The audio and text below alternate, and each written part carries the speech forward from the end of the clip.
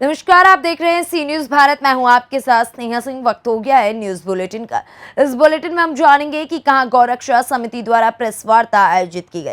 साथ ही जानेंगे कि कहां स्वर्गीय दयाराम सत्याग्रही की प्रतिमा का किया गया अनावरण, कहां जन सुनवाई का आयोजन कर अधिकारियों ने की जन समस्याओं की सुनवाई, और बताएंगे कि कहां तमंचे की नोक पर महिला से दुष्कर्म का मामला आया सामने। ऐसी तमाम खबरों पर विस्तार से करेंगे चर्चा। तो चलिए शुरू करते हैं खबरों का सिलसिला। उत्तर प्रदेश के मुख्यमंत्री एवं विश्व हिंदू महासंघ के राष्ट्रीय अध्यक्ष योगी आदित्यनाथ के जन्म दिवस के अवसर को विश्व हिंदू महासंघ गौरक्षा समिति द्वारा स्वाभिमान दिवस के रूप में बड़ी हर्षोल्लास के साथ मनाया गया एवं बांदा जनपद के विभिन्न समस्याओं के अंतर्गत गौरक्षा समिति के जिलाध्यक्ष महेश प्रजापति द्वारा एक प्रेस वार्ता का आयोजन किया गया। केन तट के केन जल आरती स्थल पर इसका आयोजन किया गया है। इस अवसर पर जिलाध्यक्ष ने मीडिया एवं पत्रकार बंधुओं से जनपद की विभिन्न समस्याएं जैसे गौ तस्करी, गौशाला के नदी की वर्तमान स्थिति, नदी में प्रवाहित करने वाली गंदगी एवं जनपद में भारी मात्रा में हो रहे बालू खनन समेत अन्य विषयों के बारे में विस्तारित रूप से चर्चाएं की। इस कार्यक्रम में श्रुति कीर्ति गुप्ता के द्वारा पत्रकार बंधुओं को डायरी वितरण के रूप में सहयोग दिया गया। इस मौके पर जिलाध्यक्ष महेश प्रजापति द्वारा बताया गया कि वर्तमान में गौ तस्करी के मामले और गौवंश संरक्षण से संबंधित मामलों के अंतर्गत ज्यादा ध्यान नहीं दिया जा रहा है। वहीं दूसरी तरफ केन नदी का जल स्तर पूर्ण रूप से खत्म होता नजर आ रहा है। बालू का अवैध खनन काफी मात्रा में किया जा रहा है। आज ये विश्व हिंदू महासंघ के राष्ट्रीय अध्यक्ष माननीय योगी आदित्यनाथ महाराज जी के जन्मदिन के अवसर पे तो हिंदू स्वाभिमान दिवस के अवसर पे ये कार्यक्रम 5 जून से 11 जून तक बनाए जा रहे हैं। इसके देखते हुए हम लोगों ने आज विश्व हिंदू महासंघ गौरक्षा समिति की ओर से केन नदी तट पर और यहाँ पे केन जल आरती स्थल है, जो कि प्रति मंगलवार यहाँ केन आरती का आयोजन होता है, जो गौरक्षा समिति के द्वारा आयोजन किया जाता है। इसको देखते हुए आज हमने पत्रकार साथियों को सम्मानित भी किया जाएगा।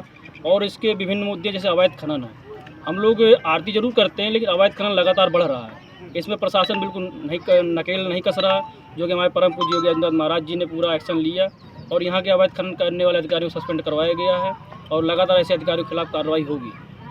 और जैसे हमारे गौवंश हैं, गौवंश से संरक्षित नहीं किए जा रहे हैं। यहाँ जैसे कमिश्नर साहब हैं, लगातार आदेश जारी करते हैं, कोई भी उनका आदेश का पालन नहीं करता है। हम देखते हैं शहर में गौवंश छुट्टा घूम रहे हैं, पूरे ज़िले में गौवंश छुट्टा घूम रहे हैं। उनके आदेश रोज़ जारी होते हैं कि गौवंश को संरक्षित किया जाए, लेकिन कोई ऐसा मतलब ज़िले में गाँव में कोई गौशाला में गौवंश संरक्षित नहीं है, जो कि इसके देखते हुए गौ तस्करी बढ़ रही है। आए दिन ट्रकों में भरकर गाय निकल रही है यहाँ से। अभी 28 अप्रैल को हम लोगों ने एक ट्रक गाय कलिंजा थाने में से निकल कर वहाँ से निकली है और पहाड़ी खीरा थाने में पकड़ी गई है, जिसमें यहाँ मतलब इसका मतलब बांदा जनपद से ही गौ तस्करी हो रही है। और यहाँ चौकी संबद्ध चौकियाँ यहाँ मतलब इस मामले में संलिप्त हैं। इससे संबंधित किसी अधिकारी से आप लोगों ने कही कल जो है बैठक थी प्रशासन की, जो कि हम गए हुए थे, यहाँ मुद्दा रखा गया, तो वहाँ पे कोई ऐसी मतलब हम लोगों को आश्वासन नहीं दिया गया। तो क्या संदेश आप योगी जी से कहना चाहेंगे? हम यही संदेश कहना चाहेंगे यहाँ के प्रशासन के अधिकारियों को, अगर ऐसी कार्रवाई अगर नहीं होती, मतलब इन संलिप्त पाए जाते हैं, इनको तत्काल प्रभाव से कार्रवाई करके इनको जेल भेजा जाए। और क्या है पूरा कार्यक्रम?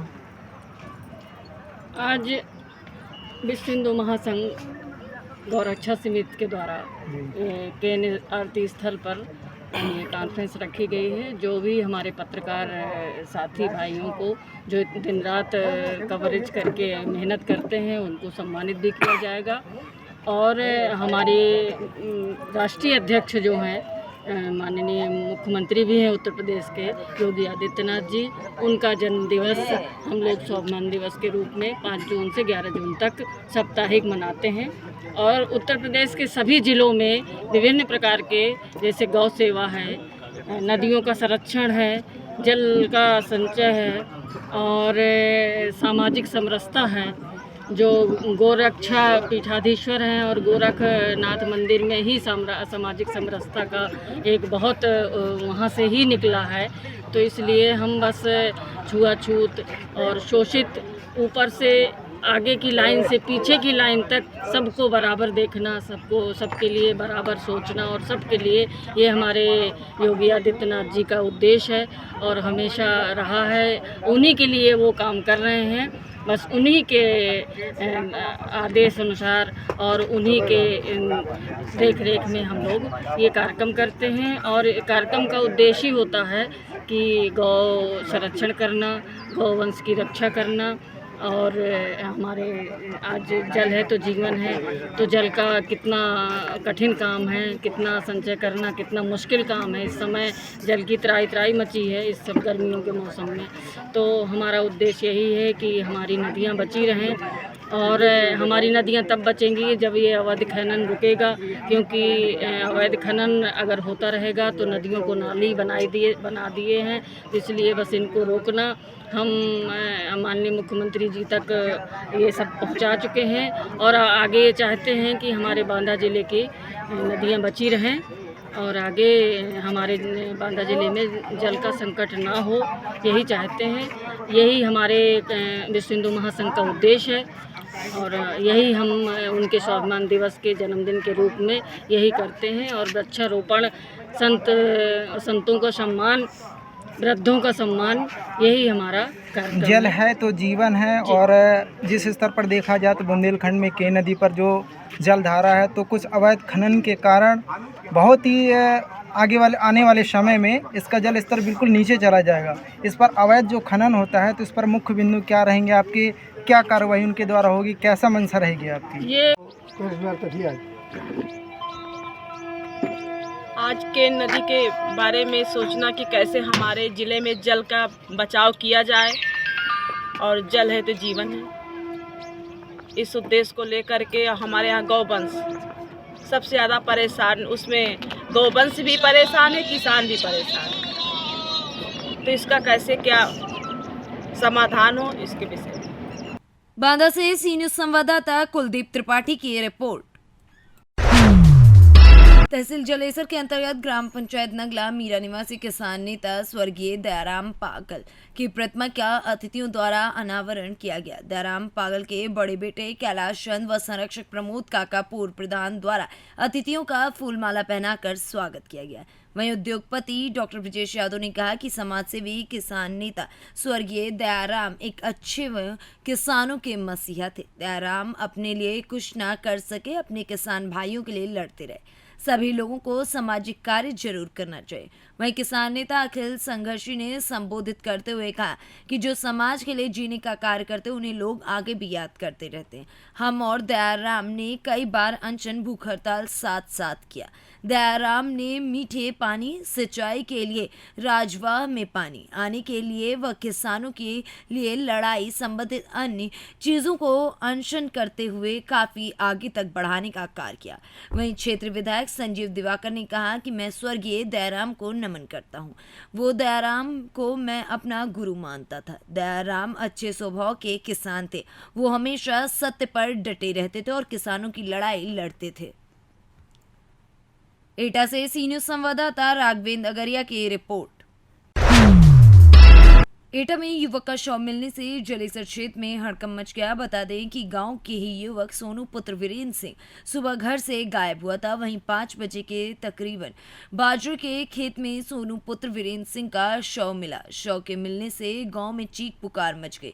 सोनू की उम्र 24 वर्ष बताई जा रही है। परिवार वालों का कहना है कि रंजिश के चलते किसी ने युवक को तेजाब से जलाया और उसकी हत्या कर दी है। मौके पर बेरनी चौकी इंचार्ज और जलेसर थाना प्रभारी माया पुलिस फोर्स के साथ पहुंच गए और मामले की छानबीन करने में जुट गए। शव को कब्जे में लेकर पुलिस ने पोस्टमार्टम के लिए एटा भेज दिया। एटा से कैमरामैन श्याम सिंह के साथ राघवेंद्र की रिपोर्ट। गोवर्धन थाना क्षेत्र की रहने वाली महिला ने युवक पर तमंचे की नोक पर दुष्कर्म करने एवं विरोध पर गोली मारकर हत्या करने की धमकी देने का आरोप लगाया। महिला ने आरोपी के खिलाफ थाने में तहरीर दी है।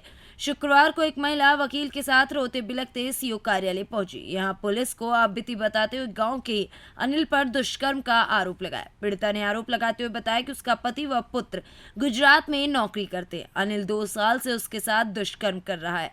28 मई को जबरन दुष्कर्म किया, विरोध किया तो तमंचे से गोली मारकर हत्या करने की धमकी दे दिया।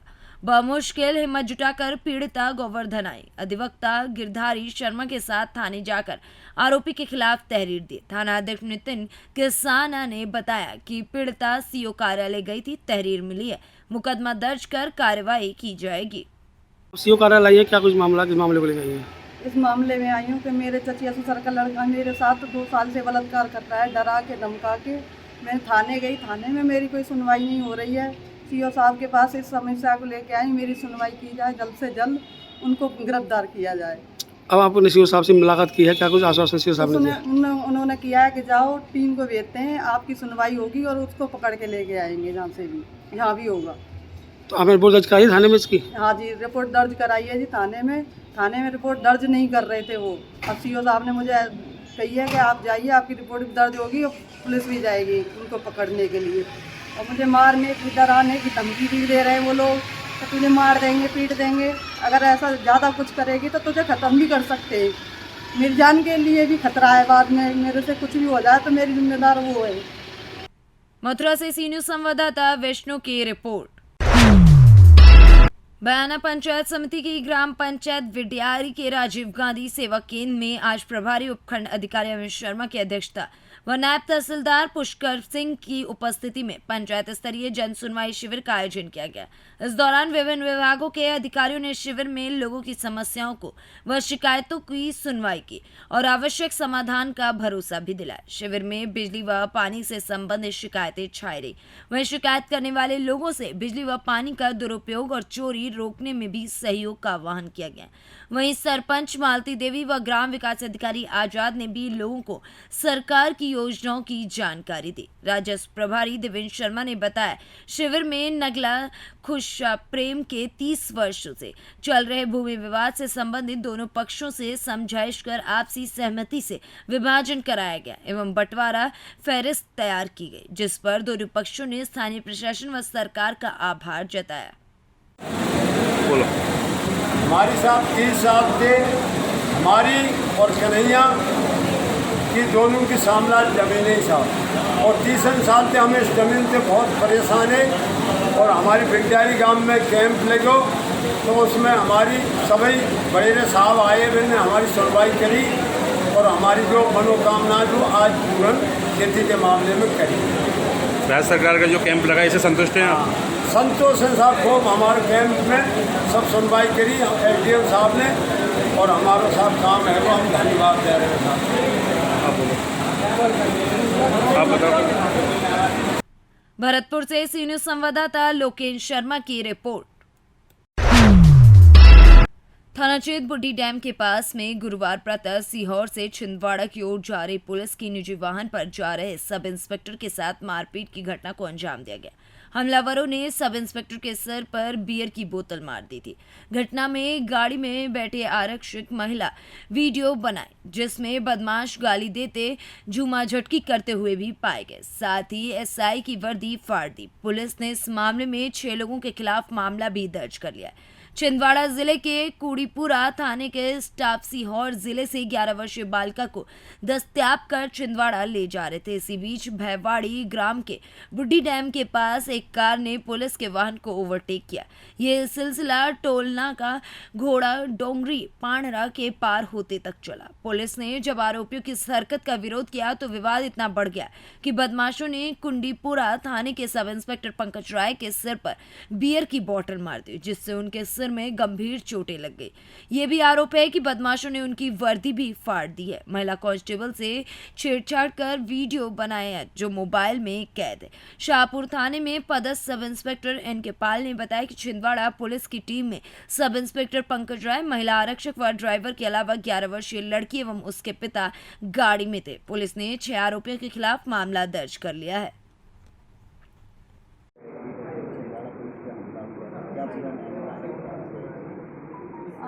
छिंदवाड़ा पुलिस के एक सब इंस्पेक्टर साहब जो हैं वो रात में 363 की एक बच्ची को दस्तयाब करके सीहोर से लौट रहे थे।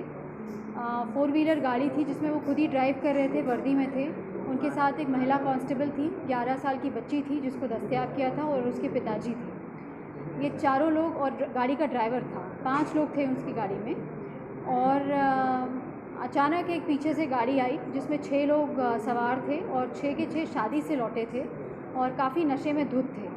1-2 बार इन्होंने कट मारने की प्रयास किया, गाड़ी को टक्कर मारने की भी कोशिश की और फिर सब इंस्पेक्टर ने जब गाड़ी को रोका तो सब इंस्पेक्टर के साथ लड़ाई झगड़ा झूमाझटकी की और एक बियर की बोतल भी सब इंस्पेक्टर के ऊपर फोड़ी, जिसके चलते उसको सब इंस्पेक्टर को चोटें भी आई हैं और इसमें 353 का अपराध और मारपीट का अपराध पंजीबद्ध किया गया है। ये एक रोड रेज की घटना थी। तत्काल ही 6 आरोपियों को आइडेंटिफाई करके और इनको पाताखेड़ा से राउंड अप किया गया है। 6 के 6 आरोपी पाताखेड़ा थाना सांडनी क्षेत्र के रहने वाले हैं। आज इन सभी 6 आरोपियों को पेश किया गया है। पूर्व इनका आपराधिक बैकग्राउंड किसी प्रकार का नहीं है और ये देखने में यही आ रहा है कि इनके सभी के जो पेरेंट्स हैं वो WCL में कार्यरत हैं। ये एक शादी में गए हुए थे और शादी से लौटते समय बहुत ज़्यादा नशे में थे। पूरे 6 के 6 आरोपी बहुत ज़्यादा नशे में। बैतूल से सी न्यूज़ संवाददाता शैलेंद्र गुप्ता की रिपोर्ट। किसान नेता व बावल नगर पालिका के चेयरमैन पद के उम्मीदवार रामकिशन महलावत मीडिया से विशेष बातचीत करने पहुंचे, जहां उन्होंने कहा कि आज चोर चोर मौसेरे भाई हो गए, तुम भी खाओ हमें भी खिलाओ वाले लोगों की यहां पर लॉबिंग बन गई है। भ्रष्टाचार में स्थानीय जनप्रतिनिधियों से लेकर सरकार के अहम हिस्से भी शामिल हैं। मिल बांट कर समाज को ठगने व लूटने का कार्य किया जा रहा है। वहीं सहकारिता मंत्री डॉक्टर बनवारी लाल पर निशाना साधते हुए उन्होंने कहा कि मंत्री तो चाहते थे कि नगर पालिका का निवर्तमान चेयरमैन सरकार व जनप्रतिनिधियों ने मिलकर मचाई हुई है लूट। आगे सुनते हैं कि उन्होंने क्या कुछ कहा। मंत्री जी जो है स्थानीय विधायक हैं, उनके जो किए गए विकास कार्य हैं उसको लेकर वो जीत के प्रति अपने आप को कहते हैं कि हम सुनिश्चित है हमारी जीत, कि काफ़ी विकास हुआ है बावल का। आप बावल के वासी हैं, आप इस विकास को कैसे देखते हैं?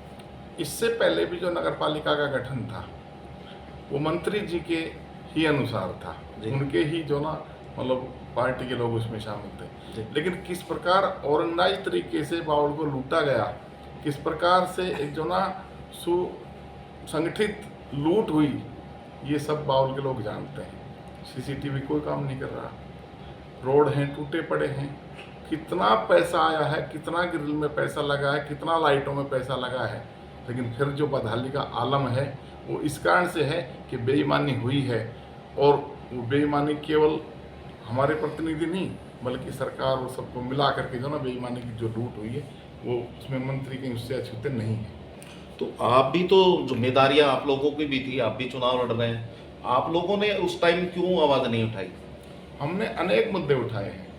कहीं नाला निकल रहा था तो हमने कहा कि भैया इसको किनारे निकाला जाए जहाँ हदबंदी बनती।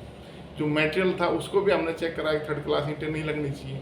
हमने रोड भी बताया कि जो कॉलेज से एजेंसी को रोड बना है वो बनने से पहले टूट गया है, वो गारंटी पीरियड में होगा, उनकी पेमेंट कैसे होगी ठेकेदार की, ये सारा विषय हमने मंत्री जी के सामने रखा है।